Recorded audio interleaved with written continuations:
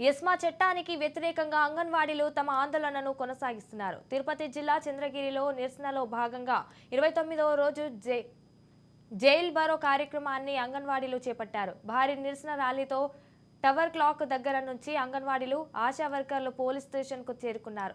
CM Jaganmohan రెడ్డికి వ్యతిరేకంగా పెద్ద ఎత్తున నినాదాలు చేశారు. ఎస్మా చట్టం కాదు, ఏ చట్టం తీసుకొచ్చినా కార్మికులు భయపడేదే ప్రసక్తే లేదని స్పష్టం చేశారు. మంత్రి బొత్స సత్యనారాయణ ఏం మాట్లాడుతున్నాడో అర్థం కావడం లేదని ఎద్దేవా చేశారు.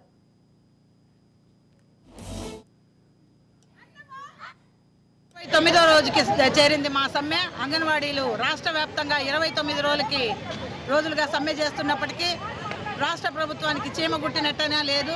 సజ్జల గారు నిన్న మాట్లాడతారు, మేమైతే పెంచే పరిస్థితిలో లేము, మళ్ళీ తర్వాత మేము వస్తే ఆలోచిస్తామన్నారు. కానీ అప్పుడు కూడా గ్యారంటీ అనే మాట రాలేదు ఆయన నోట్లో.